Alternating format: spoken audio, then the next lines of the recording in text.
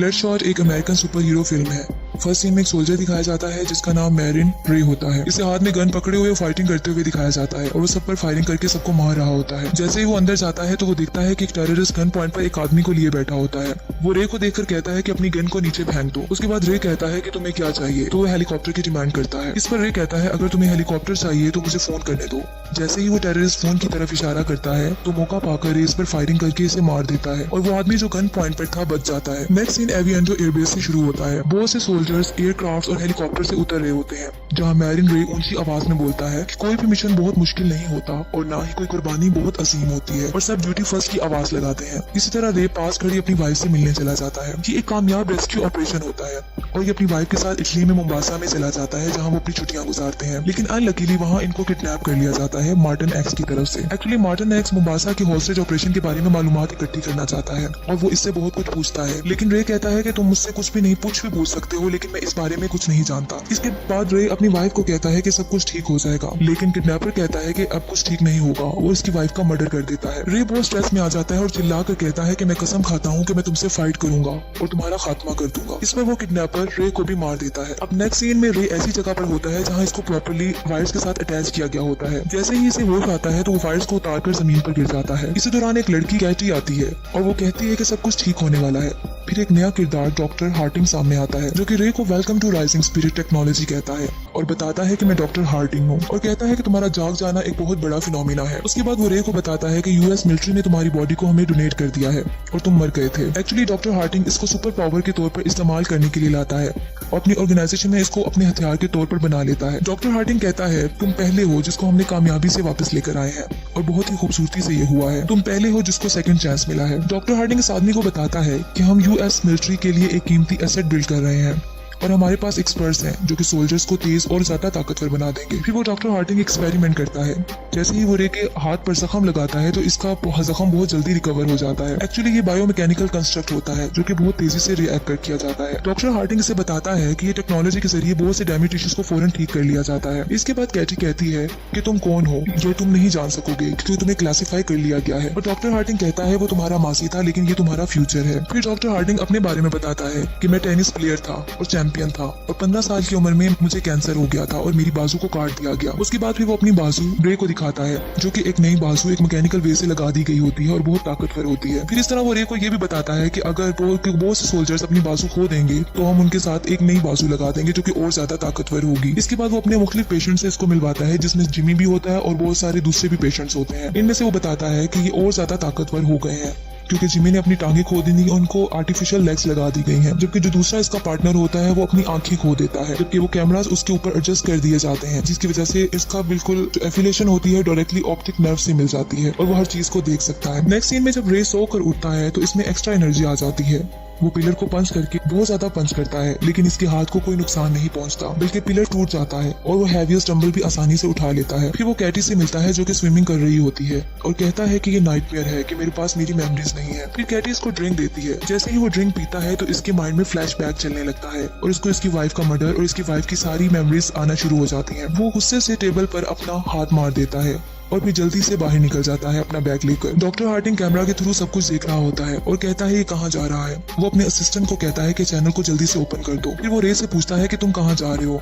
रे कहता है तुम मुझसे किस तरह बात कर सकते हो। तो डॉक्टर हार्टिंग बताता है कि तुम्हारे अंदर बिलियन वायरलेस प्रोसेसेस चल रहे हैं और ये ब्रेन में तुम्हारे सारी वायर्स जुड़ी हुई है। तुम्हें अब वापस लौट कर आना है। हम सिर्फ वो लोग हैं जिन्हें तुम जानते हो। इस पर रे कहता है कि मेरी बीवी थी जिसका मर्डर हो गया था, मुझे इसका कंफर्म करना है। उसके बाद डॉक्टर हार्टिंग पूछता है कि किसने किया है मर्डर। फिर इसके बाद वो बताता है मार्टिन एक्स का नाम लिया जाता है। डॉक्टर हार्टिंग कहता है कि तुम्हें वापस आने का कहता हूँ क्योंकि तुम एक $multi-million प्रोडक्ट हो। लेकिन रे इसकी बात नहीं सुनता और पायलट की सीट पे बैठ के जहाज पे निकल जाता है। अब जिस लोकेशन को आइडेंटिफाई किया गया होता है वो कोलालमपुर की होती है जो बुदापेस्ट होती है। अब एक जगह दिखाई जाती है जहाँ मार्टिन एक्स को गाड़ियों में ले जाया जा रहा होता है। जब वो टनल से गुजरते हैं तो वहाँ की लाइट्स ऑफ हो जाती है और अचानक से एक ट्रक आकर वहाँ टकरा जाता है। अभी मार्टिन एक्स गाड़ी में बैठा होता है और पास बैठे दो आदमियों को कहता है कि मुझे बाहर जाने दो। इसी तरह वहाँ रे पहुंच जाता है और बहुत सारे लोगों से फायरिंग शुरू कर देता है। मार्टिन चिल्लाता है कि मुझे इस कार से बाहर निकालो। रे पर फायरिंग की जाती है लेकिन इस पर किसी चीज का कोई असर नहीं होता क्योंकि इसे सुपर ह्यूमन पावर बना दिया गया होता है। इसका सारा जमीन पर गिरा हुआ खून इसके अंदर चला जाता है और जल्दी इसकी रिकवरी हो जाती है। दूसरी तरफ आम बॉडी गार्ड्स और सब उस पे बॉम्ब से और गन से अटैक करते हैं लेकिन रे का कुछ नहीं बिगड़ता। आखिर वो मार्टिन एक्स की गाड़ी की तरफ बढ़ता है और इसका मर्डर कर देता है। अगले सीन में टकोल एयरफील्ड को दिखाया जाता है जहां रे अपनी जीप में वहां जाकर पहुंच जाता है। वहां साइंटिस्ट के पेशेंट जिमी, मार्कस एंड केटी उसका वेट कर रहे होते हैं और उसको दोबारा लेबोरेटरी में वापस लाया जाता है।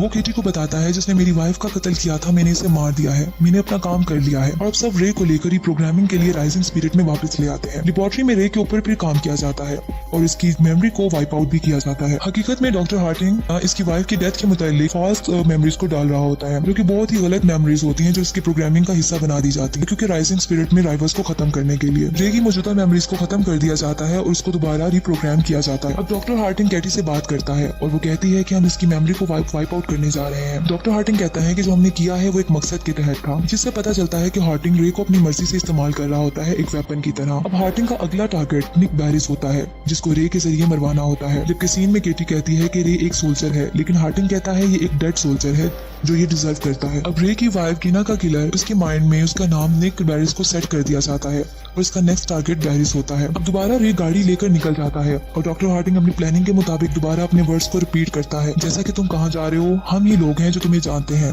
फिर पूछा जाता है तुम किसके पीछे जा रहे हो, लेकिन इस बार बताया जाता है कि निक बैरिस के पीछे जा रहा हूँ। अब रे एयरक्राफ्ट के जरिए ईस्ट सुसेक्स इंग्लैंड में पहुंच जाता है जहाँ बैरिस होता है। बैरिस अपने ऑफिस में काम कर रहा होता है। इसी दौरान इसका प्रोग्रामर विल्कन्स एक केस लेकर आता है जिसमें EMP बॉम्ब होता है। इस पर डॉक्टर हार्टिंग अपनी कैमरा के थ्रू सब कुछ देख रहा होता है। ये सब पर अटैक करना शुरू कर देता है। थोड़ी देर में रे बैरिस के पास पहुंचता है और कहता है कि तुमने मेरी वाइफ का मर्डर किया है। इस पर बैरिस कहता है ये झूठ है जो तुम नहीं समझ रहे हो। रे जाने के लिए रे उसका मर्डर कर देता है और फिर बाहर चला जाता है और जाकर बेहोश हो जाता है। वो बेहोश हो जाता है तो उसको विगन्स जो इसका प्रोग्रामर था बैरिस का, वो उसको अंदर ले जाता है। डॉक्टर हार्टिंग की लैब में सिग्नल लॉस्ट का साइन आता है। जब रे को दोबारा होश आता है तो वो विगन्स पर अटैक करने लगता है तो विगन्स कहता है कि मैं फ्रेंडली हूँ। अभी रे ये सोच रहा होता है कि हमेशा इसकी वाइफ का मर्डर हमेशा डिफरेंट पर्सन ही क्यों बन जाता है। विगन्स इस पर हैरानगी दिखाता है। रे इसको बताता है कि मेरी बीवी का नाम गिना है, फिर अपने हाथ पर कट लगा लेता है और एक ग्लास में अपना ब्लड निकालकर विगन्स को दे देता है। विगन्स इस पर कहता है कि ये अमेजिंग है और कहता है कि तुम इंटायर प्रोग्रामेबल सिस्टम के तहत चल रहे हो और ये भी बताता है कि राइजिंग स्पिरिट ने तुम्हारे अंदर गलत मेमोरीज डाल दी हैं और तुम्हें एक किलिंग मशीन बना दिया है। इस पर ये कहता है कि ये प्रोग्राम ज्यादा अरसे तक नहीं चलेगा और फिर ये भी डिस्कवर कर लेता है कि इसकी वाइफ जिंदा है। नेक्स्ट सीन लंदन इंग्लैंड में दिखाया जाता है जहाँ रे अपनी वाइफ को तलाश करते हुए इसके घर तक पहुंच जाता है और इसे कहता है कि घर आ जाओ। इस पर गिना कहती है कि तुम्हें क्या हुआ है, ये तो सब कुछ सेटल हो गया था, अब मेरी एक फैमिली है। रे पूछता है कि आखिरी बार हम कब मिले थे, जिस पर इसकी वाइफ बताती है कि 5 साल पहले। ये सुनकर रे बहुत हैरान हो जाता है। फिर रे वहाँ से चला जाता है और बहुत रोता है। वो गाड़ी में जा रहा होता है। जिमी और इसका साथी अपनी गाड़ी लेकर रे की गाड़ी को बहुत बुरे तरीके से हिट कर देते हैं और इस तरह इस पर फायरिंग भी स्टार्ट कर देते हैं। रे को जैसे ही बुलेट लगती है तो इसका वो जिस्म का हिस्सा ब्लू हो जाता है और वहाँ से रे एक चिप निकालता है और भाग जाता है। जिमी अपने साथी के साथ इसको ट्रैक करने की कोशिश करता है। जैसे ही वो बुलेट्स को हवा में फायर करता है तो वो कैमरास बन जाती हैं जिससे रे की लोकेशन का पता चल जाता है। रे पर फायरिंग की जाती है लेकिन रे एक पुलिस कार से गन्स को छीनकर फायरिंग स्टार्ट कर देता है। अब जिमी के साथ इसकी फाइट चल रही होती है और ये पब्लिक रोड पर गिर जाते हैं। इसी दौरान एक ट्रक आता है जो कि इन दोनों के ऊपर से गुजर जाता है जिसमें से रे को कुछ नहीं होता और इसकी रिकवरी हो जाती है, जबकि जिमी की टांगें अलग हो जाती हैं जो कि आर्टिफिशियल होती हैं। थोड़ी देर में जिमी इसकी बैक में एक डिवाइस को स्टैब कर देता है जिससे दोबारा वो रे बेहोश हो जाता है। अब कैटी रे के लिए थोड़ा फ्रेंडली बन जाती है, जबकि लैब में जब डॉक्टर हार्टिंग इसको कुछ कमांड्स देता है विगन्स के बारे में तो वो नहीं मानती। इस पर वो उसकी ब्रीथिंग सिस्टम को रोक देता है जिससे कैटी की तबीयत खराब हो जाती है और उसके बाद वो मान जाती है और विगन्स को ढूंढने निकल जाती है। नेक्स्ट सीन में